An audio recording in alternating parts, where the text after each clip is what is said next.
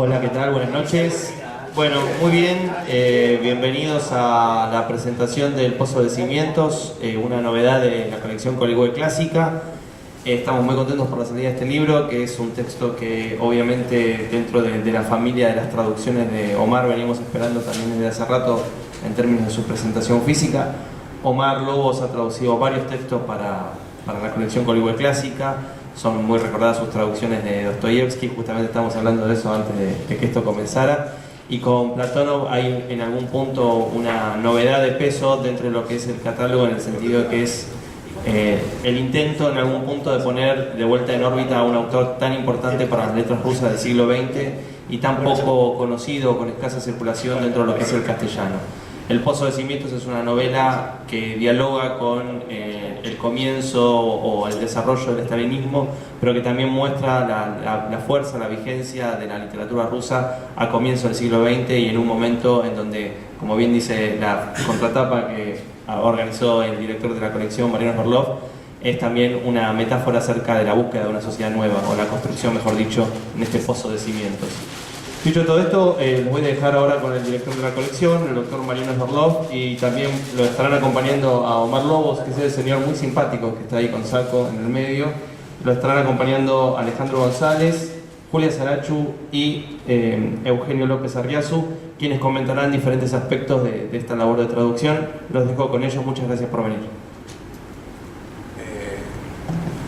¿Qué tal? Bueno, yo simplemente darles la bienvenida, decirles que como director de esta colección estoy muy orgulloso de la zona rusa de esta colección. Es decir, yo también soy docente de literatura, de la materia de literaturas comparadas, es un poco lo que estábamos hablando recién con Eugenio, y realmente la posibilidad de disponer de estas traducciones nos hace replantear muchas cosas en torno a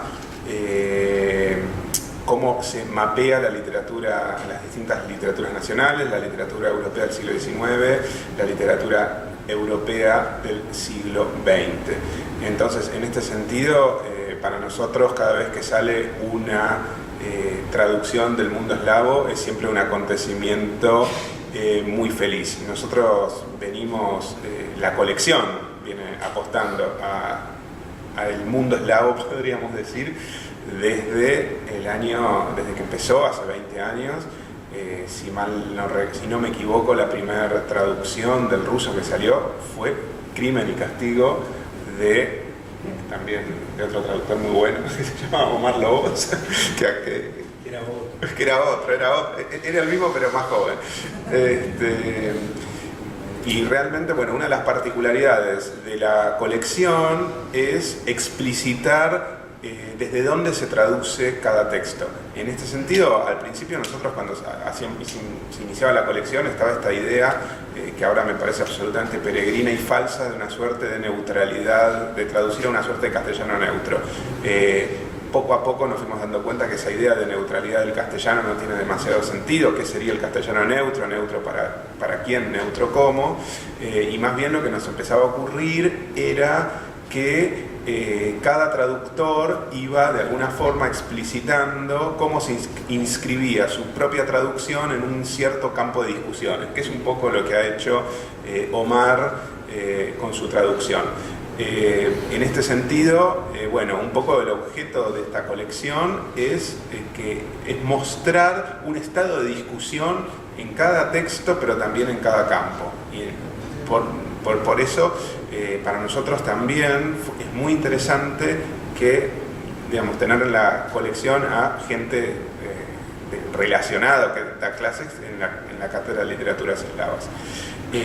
Bueno, simplemente eso. Yo no quiero robar más tiempo, decirles que estamos por llegar casi a los 100 ejemplares, a los 100 títulos de la colección, con lo cual estamos realmente muy contentos. Muchas gracias por estar acá y los dejo entonces con los especialistas.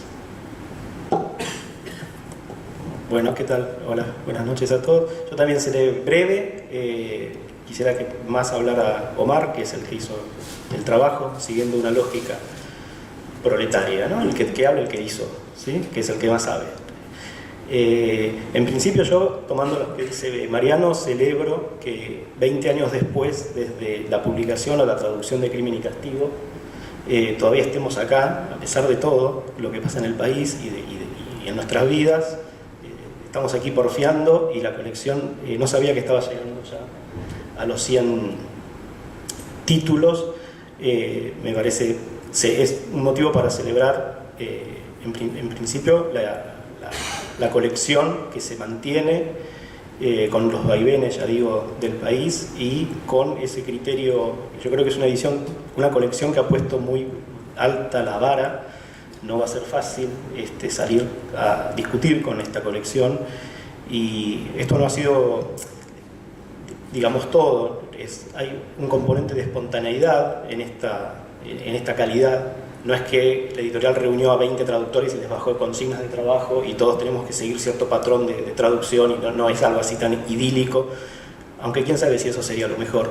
Pero sí la apelación a especialistas, ¿sí? A no dejar que cualquiera haga una traducción, sino bueno, tiene que haber un bagaje atrás para lanzarse a hacer una traducción. En el caso de Alemania, Miguel Veda, el trabajo que ha hecho con ustedes. Bueno, en cada área, Francia, Inglaterra, en cada área hay un especialista. En Italia no hay país que no haya sido tocado por alguien que sabe del tema, y me parece que eso es un punto, y veo que lo sigue sosteniendo, y que esa va a ser ya es la línea de trabajo. Entonces eso me parece. Después cada traductor trabaja un poco a su manera, según su sensibilidad, sus intereses, pero las consignas existen algunas también, ¿no? Buenos estudios previos, esto que decía Mariano, contextualizar el trabajo que uno está haciendo en la tradición de la literatura desde la que viene la obra, pero también en lo que sucede en la cultura de recepción. El hecho de que haya apéndices, que es una de las cosas, me parece, más ricas de la colección, ¿sí? Además de la obra en sí, que uno accede, el hecho de que haya apéndices de discusiones de la época, cómo fue leída, un prólogo, un postfacio, y eso también enriquece, porque son como paratextos que el lector se mete en un mundo, ¿no? En una discusión, no solamente lee una obra. Después de eso, cuando uno ve ediciones, yo acabo de ver en la feria algún clásico cualquiera, que no hay prólogo, no hay nada, a veces ni siquiera se consigna el traductor, y es algo tan huérfano, una obra así tirada, y ¿qué es esto, no? ¿Y para dónde va? ¿De dónde viene? ¿Con quién discute? Bueno, yendo más al mundo ruso, ahora sí, eso es fundamental, porque uno podría pensar que un buen lector argentino tiene en su bagaje la tradición hasta cierto punto francesa, estadounidense, inglesa, ¿sí? Más o menos la española, la latinoamericana, obviamente.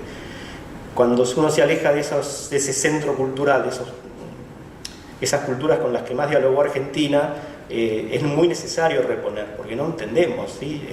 A mí en verano yo leí también, en España están publicando, me parece, deduzco, es algo inductivo, en realidad, no deduzco, induzco que en España hay cierto furor por la literatura japonesa. Se están haciendo muchas traducciones directamente del japonés, aparecieron traductores del japonés en España, y algunas ediciones son exquisitas, pero algunas todavía yo veo que tienen ese problema, ¿no? Yo leí una colección de cuentos de un escritor japonés, no me voy a acordar el nombre ni el apellido, y yo decía, bueno, qué bien, hermosos cuentos muy breves, casi haikus, en prosa, y yo decía, pero me quedaba esto, ¿no? Uno ya tiene el vicio profesional. ¿Y qué pasa con quiero ver la pelea? Uno siempre escribe contra alguien, siempre hay algo que está tensionando ahí. ¿Cómo se posiciona este autor? ¿Qué lugar ocupa en el canon japonés? ¿Estoy leyendo un clásico o uno medio marginal que está ahí? Bueno, en el caso de las literaturas un poco más periféricas, mal llamadas periféricas, esto es fundamental, y creo que la colección lo ha hecho, y lo ha hecho con creces. Así que los que vayan entrando a los títulos rusos, que no sé cuántos serán ya, pero yo creo que ya una decena holgadamente tenemos de textos rusos, y más, tienen que ser ya más. Quien haga el recorrido va a entrar, yo creo que son más de 10, bueno, una decena tenemos, y quien haga ese recorrido se va a meter un poco más en el mundo, no solamente va a tener el acceso a los textos, sino a la época, a la cultura, va a entender un poco esa red textual que es tan fundamental entender. Dicho eso, celebro también, y con esto voy a empezar a terminar también, celebro también, no te asustes. Empiezo a terminar. No se vaya sin decir cosas que... Sin decirme a dónde vas. Celebro la introducción de un libro de Platónov en la colección. Es, hasta donde sé, la segunda traducción que sale en Argentina del autor. Nobleza obliga. Bueno, un poco Omar me convoca a mí también por esto. Yo también traduje a Platónov para otra editorial. Y a instancias de Juan Forn, que conviene recordar porque fue el que inició, el que dio el puntapié. Y si bien yo ya conocía al autor, a Platónov, una cosa es conocerlo, otra es leerlo, y luego Omar supongo va a dar más detalles. Otra cosa es traducirlo, ¿no? Una cosa es, uno puede notar la extrañeza en la lectura, pero avanza porque quiere saber que, bueno, va siguiendo la trama y se emociona y está en otro estado emocional. Cuando traduce hay que dejar las emociones de lado en la medida de lo posible y bueno, se pone bajo el microscopio lo que está haciendo con el lenguaje, y ahí ya uno se da cuenta que está con un hermoso problema, ¿sí? Una tarea ardua pero hermosa. Andrei Platónov es un autor inclasificable en la literatura soviética. No sé si todos lo conocen, pero bueno, lo ubicamos en la primera mitad del siglo XX. Inclasificable porque no se lo puede poner en el lugar de las vanguardias en la época de la Revolución, no está entroncado en la época de manifiestos y esa efervescencia revolucionaria, más poética, ni tampoco unos 15 años después en la consolidación del realismo socialista en el famoso Congreso de Escritores con Gorky, ¿no? Que establece cuál va a ser el canon, el género que hay que escribir. Platónov es un autor que no calza, no es el único, no es la única figura, no es la única rara avis en esa época, la subo también. Yo creo que Marina Tsvetaeva tampoco se la puede clasificar, son varios, pero Platónov ocupa un lugar muy destacado porque él tenía una cosa muy interesante, que es él apoyaba el socialismo, él apoya la revolución, él cree en la construcción de una sociedad mejor, en abandonar el capitalismo, y le pasa algo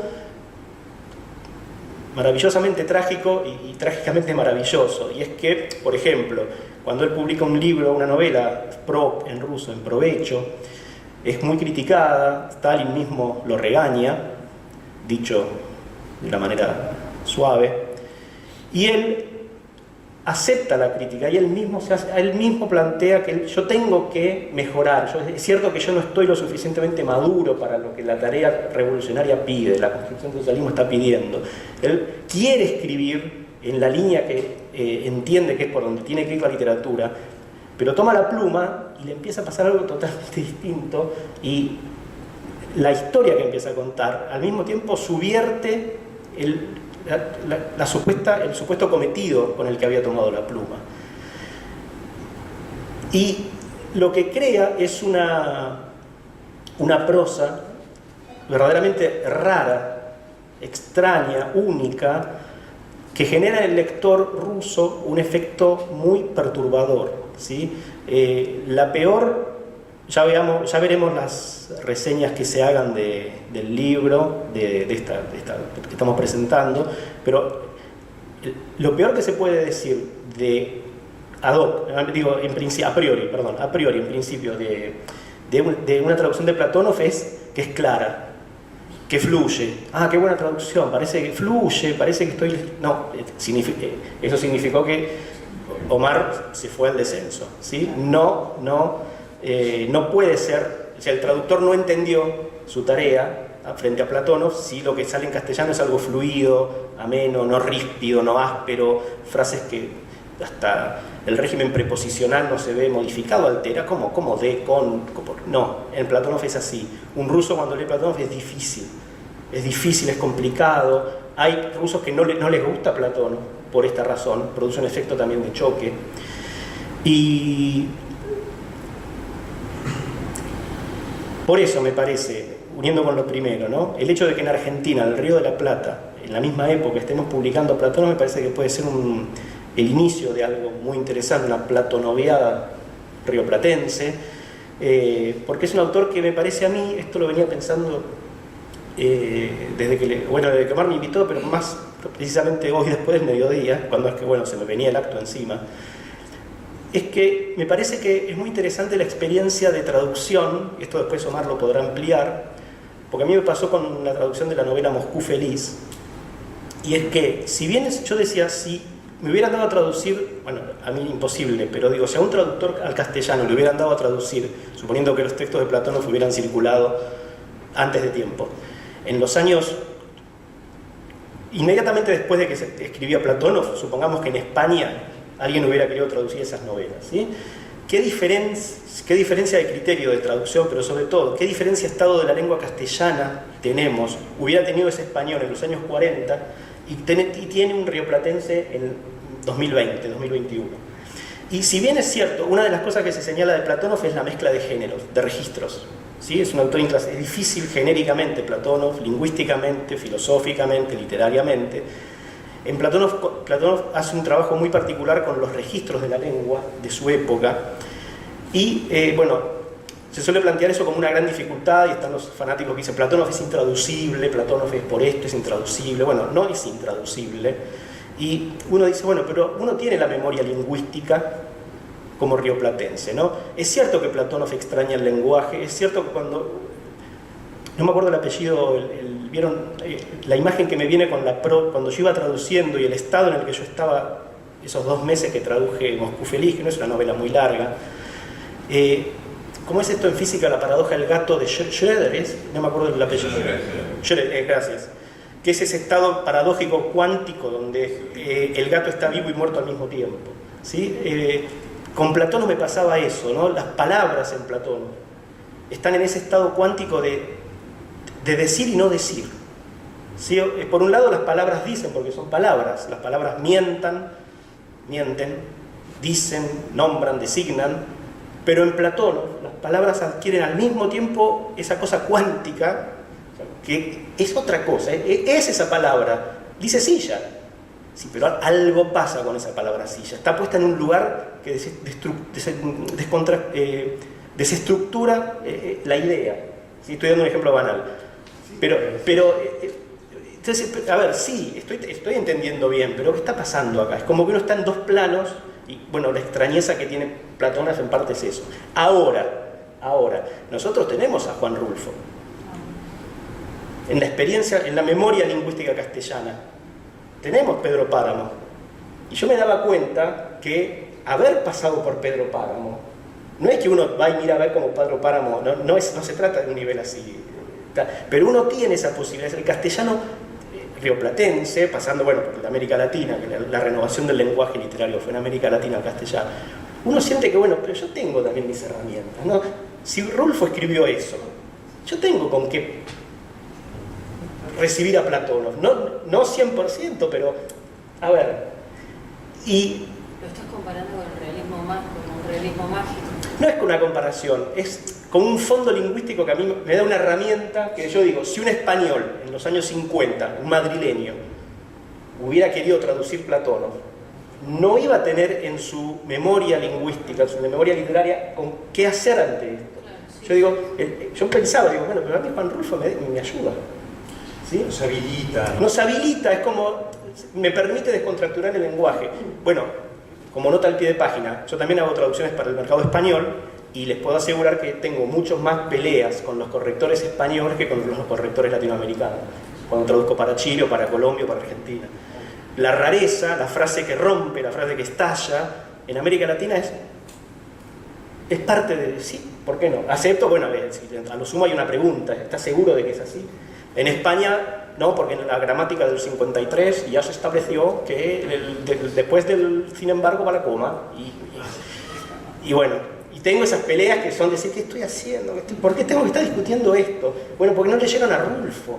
Me da ganas de decirle al corrector español, pero leas Juan Rulfo y dejate de joder. No leyeron a Ronda Cuenta. Claro, eso ya olvidate. Hay una violencia. Claro. La de Omar, ¿qué es eso? La violencia de la lengua. Exacto, Platón violenta la lengua y lo hace también, bueno, la cultura que tenemos. Y otro punto, y con esto cierro, para dar el paso, es que también, por ejemplo, me ha pasado, no solo con Platón, sino con los escritores soviéticos que escribían en los años 20 y 30 y tenían un momento satírico, irónico, como lo tiene Platón, respecto de la construcción del socialismo y de los... Bueno, en el caso de Bulgakov es más evidente, en la sátira sobre el lenguaje, ¿no? Como la revolución bolchevique alteró el lenguaje y toda la retórica épica política, ¿sí?, que Platón toma y la subvierte o la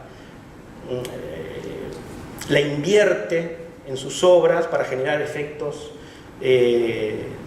perturbadores en el lector. Bueno, digo, no es el único, Bulgakov, varios siguieron esa vena, ¿no? Y en la época, en Rusia hay quien dice, bueno, pero ¿cómo hacen ustedes para reproducir ese lenguaje político tan elevado, ¿sí? Porque la construcción del hombre nuevo, el socialismo. Yo digo, bueno, y otra vez, ¿no? Digo, la memoria lingüística. Sin llegar a lo mismo, y de otra manera, nosotros tuvimos un primer peronismo.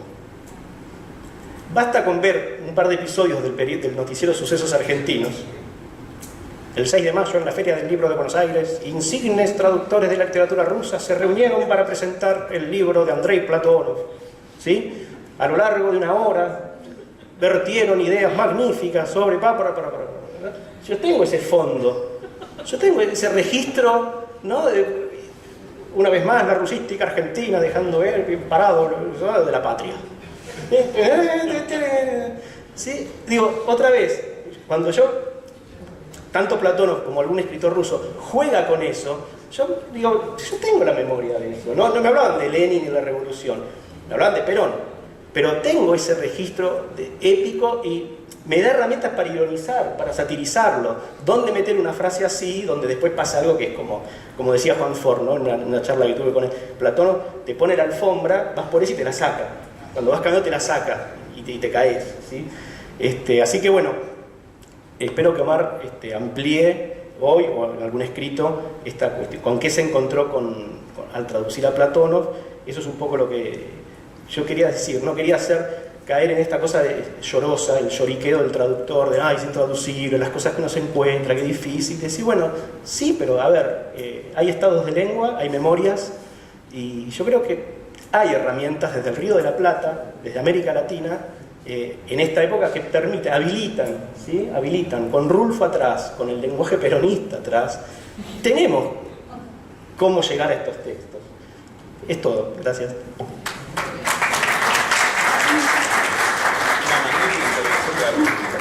Sí, insignes.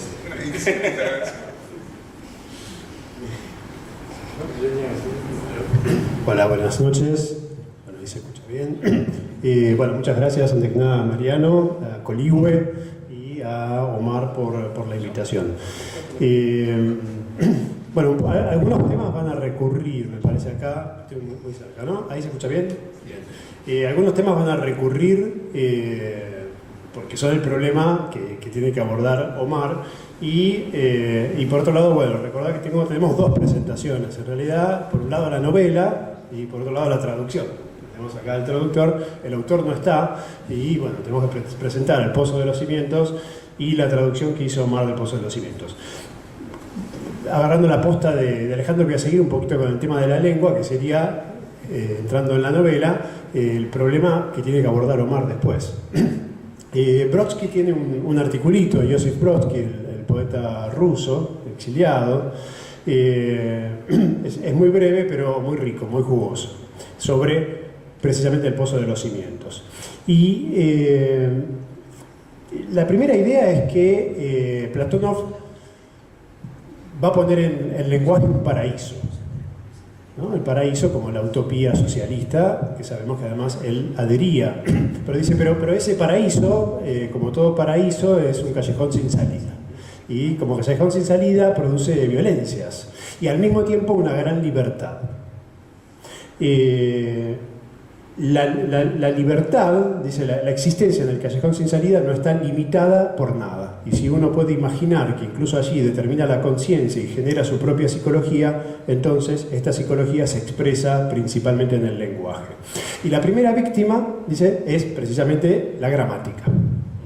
Y ahí entra esta característica, ¿no? tan particular de Platón en su estilo.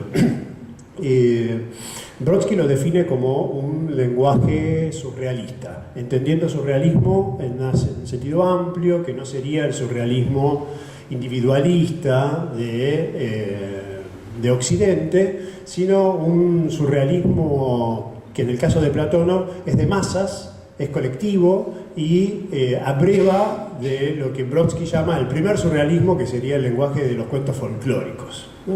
Tenidos de esa magia y esos extrañamientos. Y dice entonces él escribe en el lenguaje de la época. El lenguaje de Platón es al mismo tiempo el lenguaje de la burocracia, el lenguaje de estos registros estalinistas, el lenguaje del plan quinquenal, un nuevo lenguaje que se introduce en la Unión Soviética, satirizado, por ejemplo, por Orwell en su Newspeak, lleno de siglas y de nuevos conceptos y frases hechas, que es el lenguaje, en la época de Platón, ya el lenguaje cristalizado estalinista. Y dice Brodsky entonces, el lenguaje surrealista como es una forma de rabia filosófica producto de la psicología del callejón sin salida. Bueno, ahí yo no sé, igual uno puede discutir con Brodsky, porque está el problema de Platón, que él al mismo tiempo parece adherir. La contratapa decía, bueno, hay como una crítica al lenguaje stalinista, pero eso es según si yo lo leo irónicamente o no. Hay todo el tiempo en Platón un no saber si está hablando en serio o no, si adhiere, si quiere realmente construir un futuro con eso o no. Esto que decía Alejandro bueno, me voy a adaptar a las pautas del realismo socialista y termina escribiendo otra cosa. Y eso me parece que es no porque él descrea, digamos, de ese futuro o de esa utopía, pero tiene una mirada mucho más amplia y mucho más profunda de eso. Entonces todo el burocratismo estricto obviamente no entra en su novela y produce problemas. La dificultad de la lengua que crea Platón se veía reflejada en la época cuando, digamos, para imprimir un libro había que pagarle a los tipografistas. Pero estoy demasiado cerca, ¿no? Ahí están. A los tipografistas. Y pedían el triple que para una obra normal, porque cada palabra que venía no era la esperada. Entonces tenían que estar prestando mucha atención para no equivocarse, para construir las frases como las había hecho Platón. Es decir, una violencia contra la lengua, lo que decía Alejandro con respecto a la silla, se ve ahí en términos materiales, ¿no? Yo necesito 3 veces de atención y de tiempo para armar esta frase con las letras del linotipo.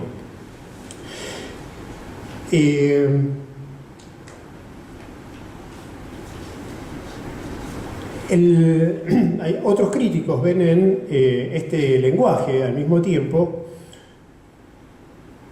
una orientación existencial, ¿no? Y ahí me parece que es donde estaría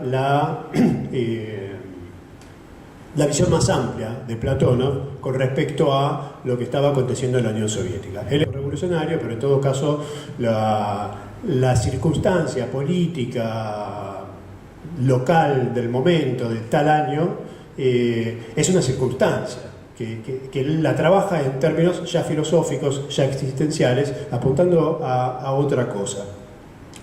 Alejandro decía la silla y termina hablando de la vida y de la muerte. Les leo una cita de otro texto de él, que es La procedencia del maestro, que terminó siendo un primer capítulo de Chevengur, una de sus grandes novelas, donde está precisamente esto, ¿no? Dice, a este pescador le gustaban los peces no como alimento, sino como seres especiales que seguro sabían el secreto de la muerte. Le señaló a Zahar Pavlovich los ojos de los peces muertos y dijo, mirá, qué sabiduría, el pez está entre la vida y la muerte, por eso es mudo y mira sin expresión, el cuerpecito es el que piensa y el pez no, el pez ya lo sabe todo. Es un pez muerto y un cuerpo que piensa, es fuera de cualquier lugar común, y un orientar lo vital en un horizonte donde la vida ya excede lo orgánico. En ese mismo relato aparecen las locomotoras, símbolo de la nueva tecnología, lo que posibilitó ganar la guerra civil, etc. Y dice, lo vivo triunfa sobre la razón. Y para el hombre, dice, debe volverse máquina de alguna manera. Es necesario dejar primero a la mujer, arrojar todas las preocupaciones de la cabeza y mojar el pan en nafta. Solo entonces el hombre puede acercarse a la máquina, y eso tras 10 años de paciencia. Todo este, digamos, trasfondo filosófico hace al lenguaje y lo interrumpe y lo violenta a cada momento. Brodsky utiliza a Platón, claramente lo pone de un lado y dice, sabía, no me importa, pero está luchando en contra de ese sistema. Y cuando habla de las posibilidades de traducir a Platón, dice, creo que por eso Platón es intraducible. Problema al que se quiso enfrentar. Y hasta cierto punto no puede ser bueno para el idioma al que se lo traduce. Ahora, les leo cómo termina este fragmento, porque lo ancla esto general. Dice, sin embargo, cualquier intento de recrear este lenguaje, que compromete el tiempo, el espacio, la vida misma y la muerte, debe ser bienvenido. No por razones de cultura, sino porque es, en última instancia, la lengua que hablamos. Es decir, la lengua, Platón escribe la lengua oral que se habla en términos de jerga política en la Unión Soviética hasta el tiempo de Brodsky. Yo no sé si es por eso, ahora ese contexto tan particular quedó un poco lejos, y me parece que todas estas cuestiones existenciales cobran más fuerza en una lectura desde hoy, y la intraducibilidad, en todo caso, de Platón ya pasa por otro lado, y las ganas de traducirlo, y el valor que tiene traducirlo, y lo bueno que puede ser para la lengua, también por otro lado, porque yo creo que sí, que es un aporte para el español traducir a Platón del ruso. Y es lo que hace Omar.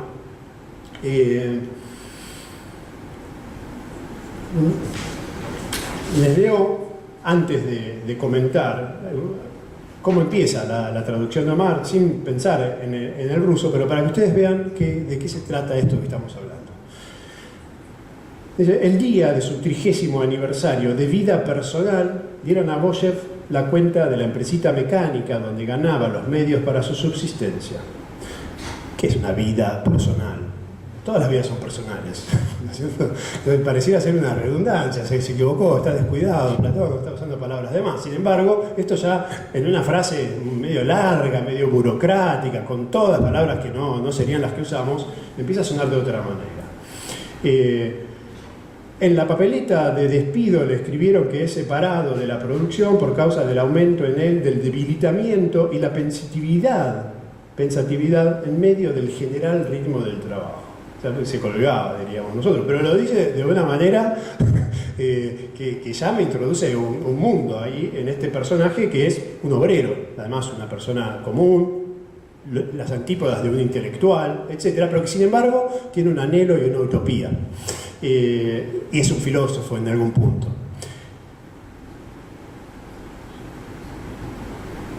Ahí les doy un poquitito más. En su apartamento, Boyev metió sus cosas en un saco y salió al exterior. Salió afuera, ¿de dónde iba a salir? No diría, pero sin embargo ya al exterior ahora es otra cosa. Para el aire libre, mejor comprender su futuro. Pero el aire era baldío, árboles inmóviles guardaban cuidadosos el calor en sus hojas y yacía aburrido el polvo en la vida despoblada. Tal situación había en la naturaleza. Una lectura común, que no tenga en cuenta esto que yo había dicho antes, de esa orientación existencial, diría, bueno, acá tenemos un tropo, esto es un hipálaje, el polvo no está aburrido, el que está aburrido es Boyev. Pero me parece que no, que acá hay una literalidad, que es lo que menciona todo el tiempo los críticos y los traductores en la obra de Platón, donde es difícil decir cuándo es literal, cuándo es metafórico, cuándo es irónico y cuándo no lo es. Bueno, esos son muy buenos ejemplos. Y habría más, miren que le leí muy poquito, 5 renglones. Así transcurre toda la novela y además empiezan a haber situaciones que son desopilantes, descabelladas, completamente inesperadas. Un oso obrero, por ejemplo, amartillando de herrero por un sueldo. Y Omar hace de alguna manera lo que pide Henry James para una obra de arte. Cuando se dirige a los críticos, le dice: ustedes no deben criticar así porque sí, en todo caso pueden decir me gusta, no me gusta, pero la única manera de criticar una obra de arte es juzgarla en cuanto a si tuvo éxito o no en la solución del problema que se proponía desarrollar y solucionar, problema artístico al que se enfrenta y que quiere abordar. Bueno, Omar hace eso, él tiene un problema, acá tiene un problema, y decide, bueno, yo lo voy a abordar y lo voy a solucionar artísticamente. Entonces ya no tenemos solamente una traducción, tenemos, creo yo, una obra que debe ser juzgada en esos términos. Borges decía, toda traducción está compuesta de omisiones y de énfasis. Y Omar creo que en las ganas de transmitir esos problemas, que se noten, evidenciarlos, Mariano hablaba de extrañamiento, ¿no? Sería una de esas palabras para el énfasis, elige claramente ese camino y enriquece la percepción de lo que es el original, incluso a veces exacerbándolo para que no se pierda, y al mismo tiempo enriquece y nos da una posibilidad del español de la que a lo mejor antes no tendríamos conciencia.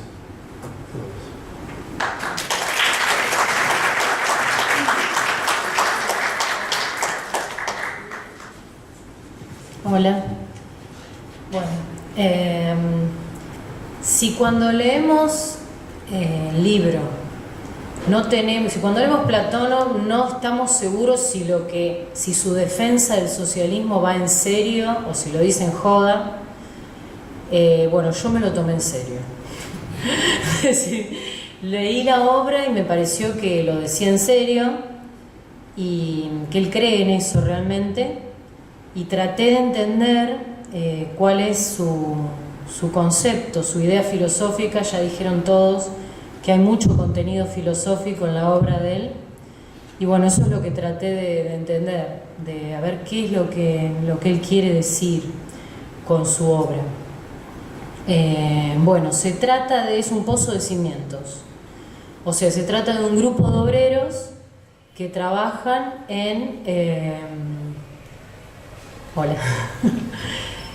trabajan en la construcción, primero en la excavación de un pozo que van a utilizar para construir los cimientos sobre los cuales se va a edificar, se va a construir el mundo socialista.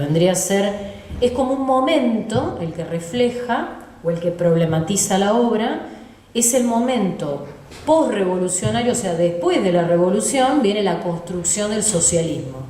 Entonces trata de pensar ese momento, que es el momento de los cimientos, ¿no? Que es la base sobre la cual se va a construir el edificio del socialismo.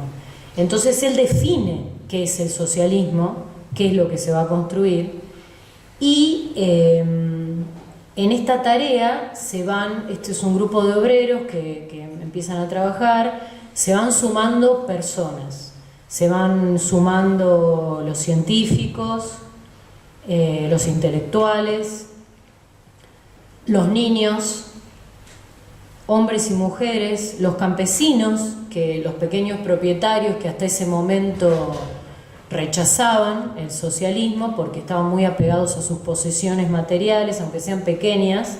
Es más, lo que dice en el libro es que cuanto más pequeñas son las posesiones, más se apega los campesinos, ¿no? Entonces el pequeño propietario es el que más tarda en unirse a la construcción del socialismo, pero finalmente todos se unen y juntos trabajan en la excavación de este pozo y ponen la piedra fundamental. De eso se trata el libro. Bueno, en ese contexto, digamos, en ese momento que refleja que es justo después de la revolución, cuando hay que ponerse a trabajar para construir el edificio, el concepto principal que desarrolla Platón es el concepto del trabajo, ¿no? El trabajo aparece como el concepto sintético fundamental. Lo que plantea Platón es que esta idea de que Es una idea tomada de Hegel, de la teoría hegeliana, y que también la elaboró Marx y Engels, que es esta idea de que el pensamiento surge del trabajo, el pensamiento sale del trabajo, no es algo separado. Si se separa del trabajo, se transforma en perversión, en onanismo, digamos, paja, por decirlo en castellano rioplatense. Entonces lo que dice es esto, miren, les voy a leer una cita. Yo por aquí no existo, profirió Boschel, avergonzándose de que tantas personas lo sientan ahora solo a él. Yo solamente pienso aquí. ¿Y por qué es que piensas? Te torturas. Sin verdad mi cuerpo se debilitará. Yo no puedo alimentarme del trabajo. En la producción me quedaba pensativo y me cesaron. Todos los operarios callaban frente a Boschel.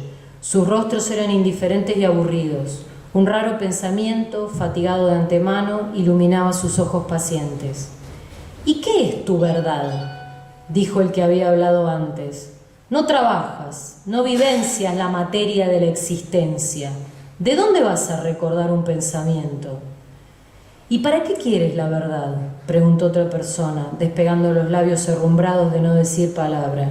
Solo en la mente te vas a sentir bien, y por fuera, ruin. O sea, aparece esta idea de que el pensamiento no puede separarse del trabajo, sino que surge de él. Entonces, con respecto a esto, en otro texto de Platón, que es la primera tragedia socialista, que me lo compartió Omar cuando yo estaba tratando de entender este texto para explicárselo a los alumnos en las clases de 2020 de literaturas eslavas, Omar me dijo, vos tenés que leer la tragedia socialista, que es como un ensayito, digamos, ¿no? Porque ahí él explica todo. Y bueno, miren lo que dice ahí.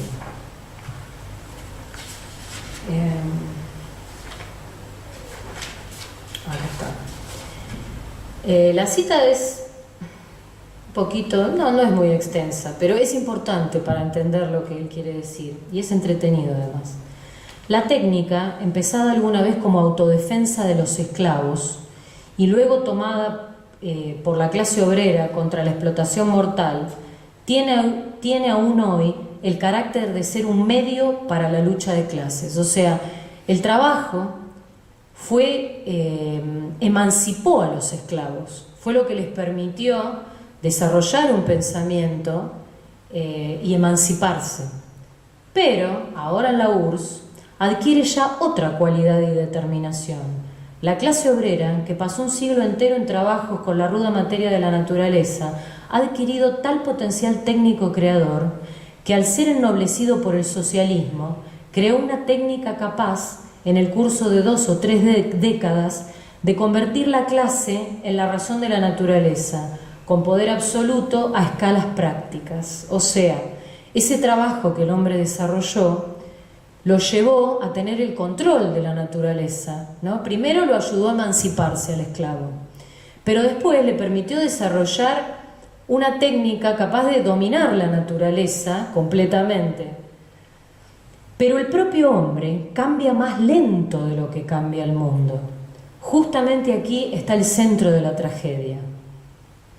Para esto hacen falta ingenieros creativos del alma humana. Ellos deben advertir sobre el peligro de que la técnica se adelante al alma humana. Ya en este momento el hombre no está a la altura de lo histórico, o sea, la técnica ha superado al hombre, en el sentido de que ha evolucionado más rápido la técnica que el alma humana. En las condiciones óptimas para el progreso histórico que hay entre nosotros, vivimos en la víspera de la conquista sustancial del mundo, es decir, de la regulación de todos los procesos importantes para nosotros, desde el punto de vista práctico, procesos hasta ahora elementales. Pero el hombre contemporáneo, incluso su mejor tipo, es insuficiente. Está provisto no con esa alma, no con ese corazón y conciencia que le permitirán, al hallarse en el futuro, a la cabeza de la naturaleza, cumplir su deber y proeza hasta el final. sin arruinar, escuchen esto porque es muy importante, está provisto no con esa alma, no con ese corazón y conciencia que le permitirán al final hallarse en el futuro a la cabeza de la naturaleza, cumplir su deber y proeza hasta el final, sin arruinar por algún juego psíquico toda la estructura del mundo y a sí mismo. Aquí, esta dramática situación posee un contenido puramente nuestro, soviético. Al socialismo se lo puede mirar como la tragedia de un alma en tensión, que ha vencido su propia indigencia para el más lejano futuro estar a resguardo de la catástrofe. O sea, lo que él está diciendo es esto. El ser humano ha evolucionado, la técnica ha evolucionado más rápido que el alma humana. Entonces, ¿qué pasa? Tiene que desarrollarse, él dice, tenemos que transformarnos en ingenieros del alma humana. O sea, el hombre tiene que desarrollarse moralmente, para poder acompañar ese desarrollo tecnológico. ¿Por qué? Porque si no la técnica, eso lo va a llevar a la catástrofe.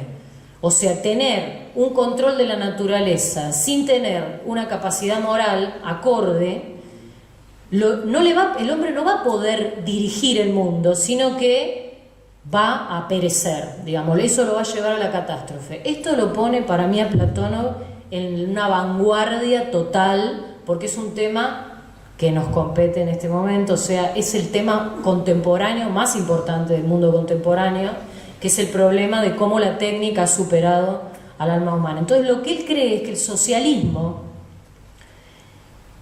la construcción del socialismo, tiene que ver con eso. Es una superación moral del hombre para que pueda,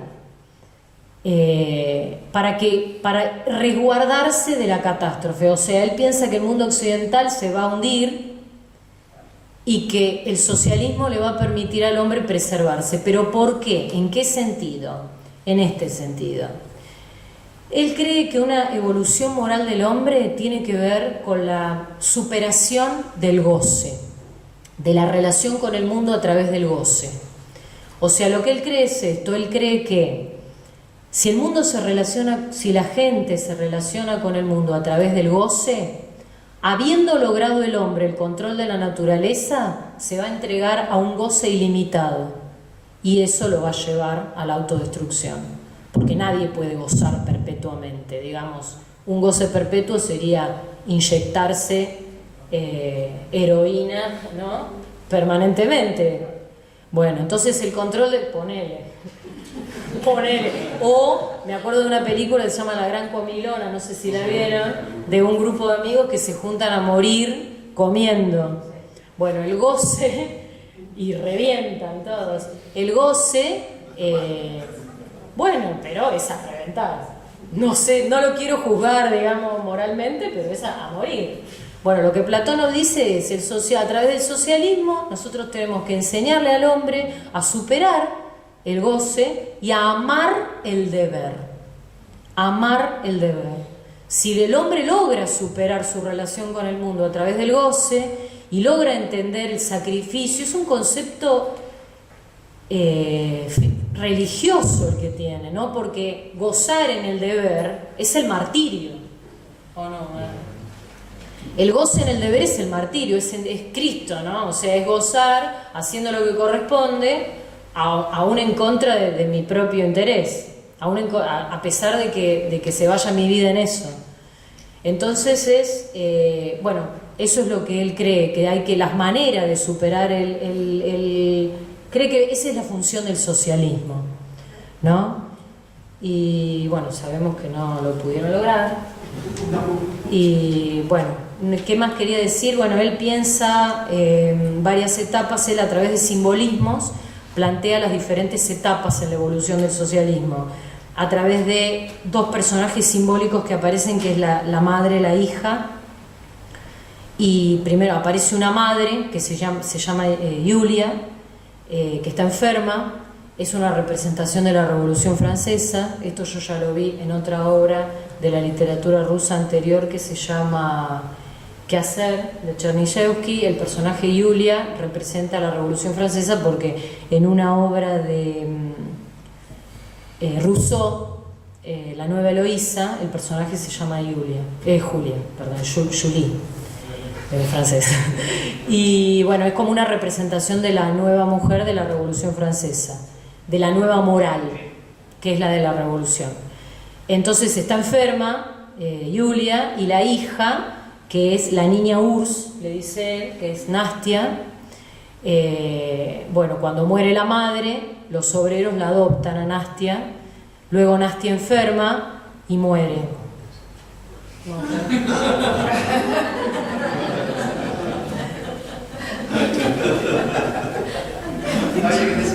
Bueno, la entierran.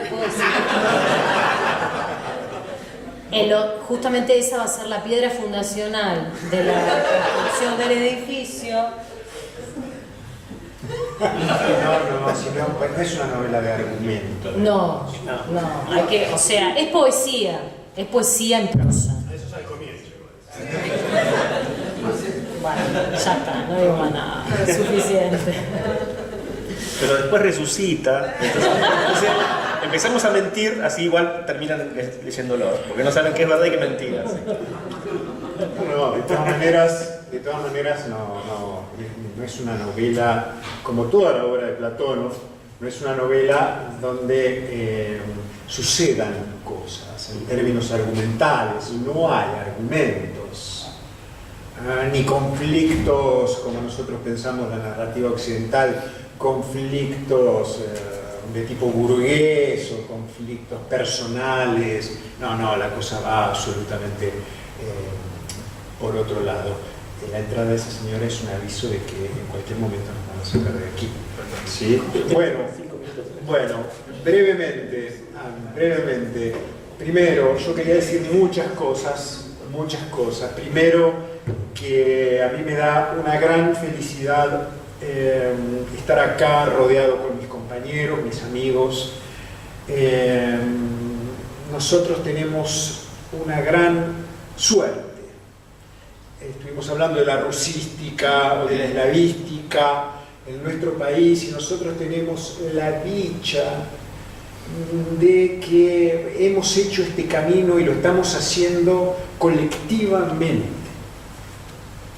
Empezamos a traducir juntos, empezamos a dar clases juntos, empezamos a discutir juntos, a estudiar juntos, estamos todo el tiempo a producir textos, a editar, a organizar jornadas, a, no sé, formar nuevos polluelos que andan por acá, de nuevos eslavistas, rusistas. Entonces es como una gran empresa que arrancó allá a comienzos de los 2000, donde también la iniciativa editorial de Coligüe vino también de modo concomitante. Después se sumaron las otras editoriales, pero Coligüe fue la pionera. Allí hicimos nuestras primeras armas como traductores, esta experiencia volcarla en la enseñanza. Tenemos ahora creada una sociedad Dostoyevsky, tenemos publicaciones en revistas donde publicamos o revistas donde somos parte del comité editorial. Quiero decir, aquí hay un trabajo que excede el punto de cada mojoncito que vamos poniendo en esta construcción. Pero bueno, que estén acá mis amigos y mis compañeros y amigas con los que trabajamos juntos y con los que todo el tiempo, bueno, Julia no viene de la rusística, es de la eslovenística, pero bueno, está también en la cátedra con nosotros, aporta a la eslavidad desde otros lados, de manera que, bueno, como primera cosa quería decir eso. Después, bueno, que esto aparezca en la Coligüe Clásica, que fue esta iniciativa que surgió allí a comienzos de los 2000, del nuevo milenio, y que, como decía el director, acá ya está llegando a los 100 títulos, y que fue una apuesta también por los traductores noveles, porque a mí mí me mandaron a traducir Dostoyevsky de las pestañas, aunque yo decía, no, yo no puedo traducir Dostoyevsky.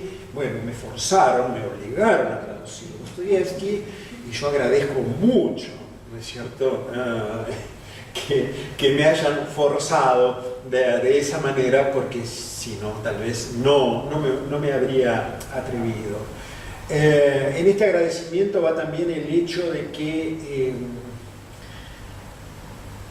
siempre traduje no lo que quise, voy a poner en términos más fuertes, lo que a mí se me antojó traducir. Tuve esa libertad, y a Platónov lo propuse yo, y al comienzo estábamos en duda porque el siglo XX, que lo clásico, donde trazamos el límite de lo clásico. Bueno, no, Platónov es un clásico de la literatura soviética y de la literatura rusa. Es un autor con tantas raíces. A mí me encantaría desmenuzar y buscar las raíces gogolianas con esta relación con la palabra que hay en un autor maravilloso como Platónov, novedoso, como dice Alejandro. Claro, nosotros tenemos un bagaje, fuera de broma, yo miraba los sucesos argentinos para contagiarme de ese lenguaje, porque son capas del lenguaje. Los personajes de Platónov son obreros, son gente del pueblo, pero como dice uno de sus personajes, el pueblo sin mí no está completo. Yo soy el pueblo. Y cada uno de ellos quiere entender la revolución. Quiere entender, no la revolución, la existencia. La revolución es esa coyuntura, pero ellos quieren entender la vida. No se entregan fácilmente. Sí, la consigna, pero a ver, la quieren comprender al modo en que ellos la pueden. No quieren obrar. El personaje principal, digamos, Boyev, que dice, bueno, no, pero yo perdí el sentido de la verdad, perdí la verdad. Y yo necesito encontrar la verdad para producir. Sin verdad no puedo producir. Quiero la verdad, o sea, yo quiero entender esto. ¿Y cómo lo puedo entender? ¿Con la consigna que me bajan por la radio? No, yo lo quiero entender desde mi vivencia. Un héroe platonoviano, o el héroe platonoviano por excelencia, es el hombre recóndito, Sakravienne Chelaviek. ¿Dónde está ese hombre? Ese ser humano, ¿dónde está? Hay que salir a buscarlo en los recovecos. Está en algún lado. Estos personajes se están buscando, porque desde su lugar, desde ellos, es de donde van a poder comprender la revolución y para qué llevan a cabo la revolución. Yo al prólogo le puse como título, y a lo mejor puede no quedar del todo claro, el héroe inacabado, tomando como la imagen épica o la imagen del héroe antiguo, ¿no es cierto?, que primero tiene que hacer la catábasis, ¿no?, ir hacia abajo, para luego poder hacer la anábasis. Esta imagen está en la novela. Para construir la casa del proletario, primero hay que excavar, y cada vez hay que excavar más porque son muchos los pobres del mundo, la casa tiene que abrigar a muchos, entonces hay que ir cada vez más abajo para desde allá, ¿no es cierto?, poder finalmente alzarse. Los personajes están cavando y están buscando, quieren hacer su anábasis. Platónov los sorprende en el momento de la catábasis. Acá se habló de la imagen cristiana, ¿no es cierto?, el descenso a los infiernos para luego subir al cielo o subir al paraíso, ¿no es cierto?, lograr el paraíso, pero primero para lograrlo tenés que ir bien allá abajo. Esto es dostoyevskiano por excelencia, ¿no es cierto?, pasión y resurrección. Sin pasión no hay resurrección. Por eso Platónov deja esta imagen del pozo como una pregunta abierta. Hay un fragmentito que él no incluye, que es una pregunta casi personal que él deja en un papelito, ¿no es cierto? Está, por supuesto que la pusimos aquí como apéndice, perdón. Y él dice, bueno, ¿qué va a pasar con la ursita esta? ¿Ah? Con la SSR esta nuestra que estamos construyendo. ¿Qué va a ser de ella? Es una pregunta abierta, como el gigantesco pozo de cimientos que están cavando los obreros. El desacomodo del lenguaje tiene que ver con todo esto que señalaban aquí mis compañeros. Un lenguaje ordenado, gramaticalizado, bueno, se corresponde ya con cierta cabeza también ordenada y gramaticalizada. Acá es imposible. Hay choques de lenguajes, por eso se desacomoda la estructura gramatical.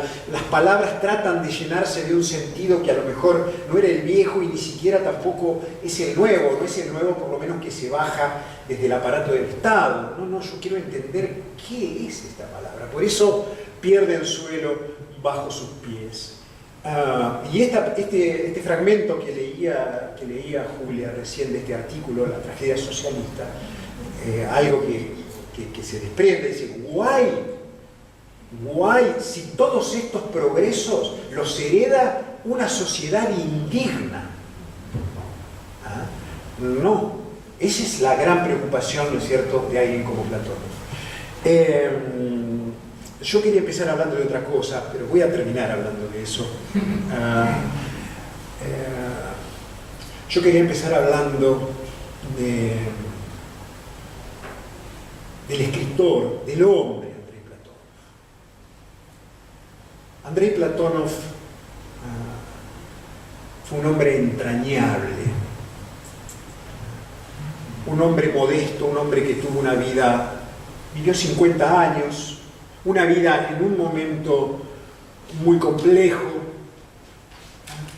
pero un escritor, un poeta ruso del siglo XIX, Fyodor Tyutchev, dijo alguna vez: dichoso aquel que visitó este mundo en sus momentos más fatídicos.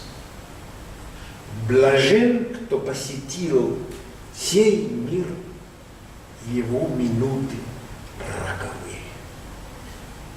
Esto es, Platónov seguramente, íntimamente, habrá estado agradecido a su suerte.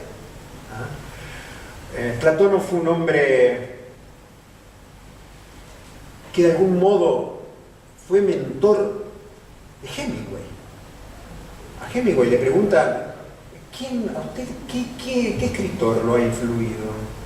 El escritor ruso Andrei Platón, dijo, cuando le entregaron el Nobel a Hemingway. Para nosotros es un autor en vías, ¿no es cierto?, de conocimiento, pero, digamos, en la Unión Soviética era considerado genial, aún por sus detractores. Esta genialidad, de algún modo, según dice uno de sus biógrafos, también le salvó la vida, porque a pesar de todo, Platón vivía en la casa de los escritores, la famosa casa de Herzen. Platón era publicado con restricciones, pero era publicado, era tremendamente respetado por sus pares. Era un hombre humilde y entrañable. Nosotros los vamos a invitar en breve a ver un hermoso documental sobre su vida, un documental bastante reciente, de 2018, una cosa así, hecho por un director de La Tierra Natal, Voronezh, La Tierra Natal de Platón, y que, digamos, tan presente está es el escenario predilecto de Platón, su tierra natal.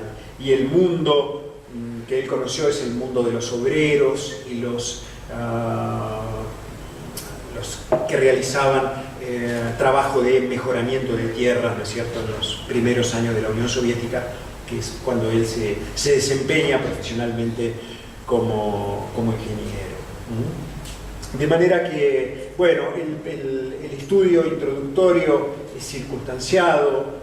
Me interesó a mí particularmente detenerme en la vida de Platón, porque me parece que conocer al hombre que está detrás de este lenguaje que yo he tratado de imitar, un tipo de lenguaje del que yo en mi traducción he tratado de dar una imagen del lenguaje. ¿Es el lenguaje de Platón? Bueno, no sé. Yo he tratado de dar una imagen de cómo es el lenguaje de Platón. Un breve fragmento antes de que entre la señora otra vez ya.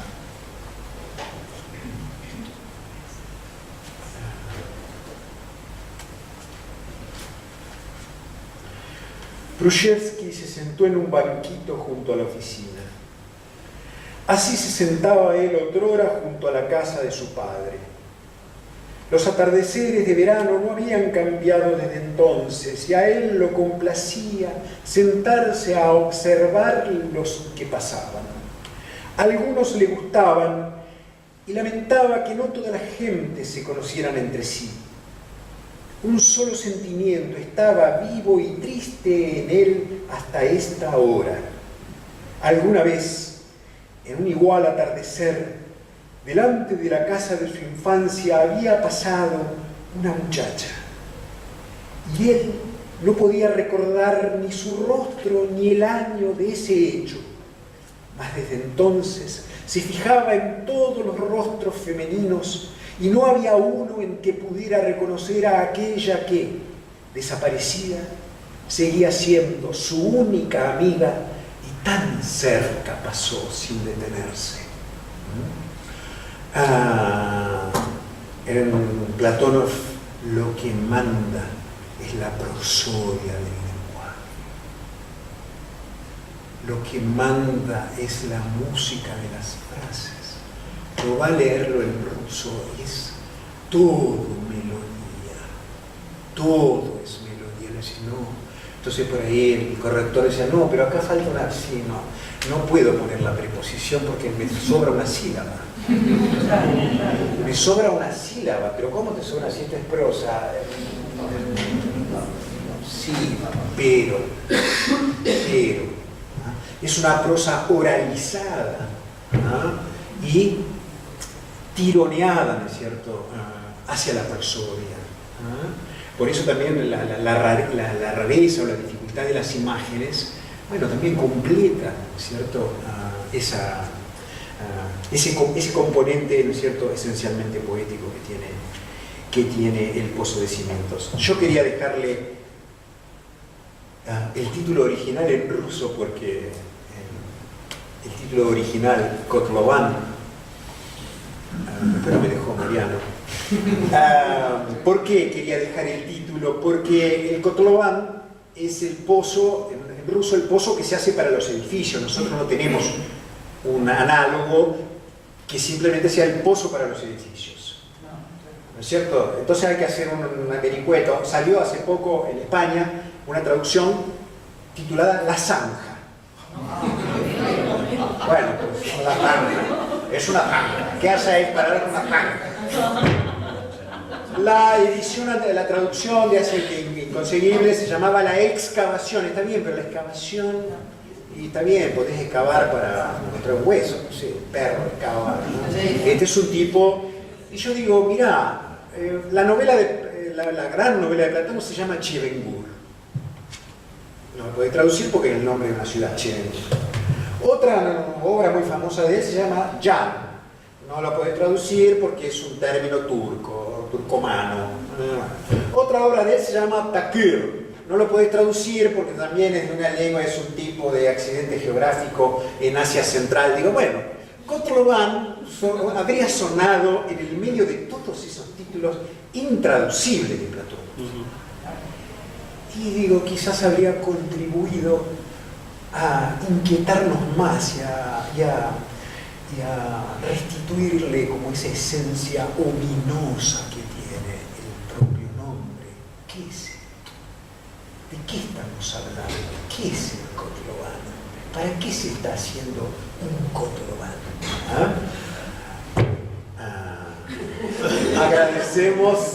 Agradecemos la presencia, la atención y los invitamos a leer Platónov, esta hermosa novela, a leer también La Moscú Feliz,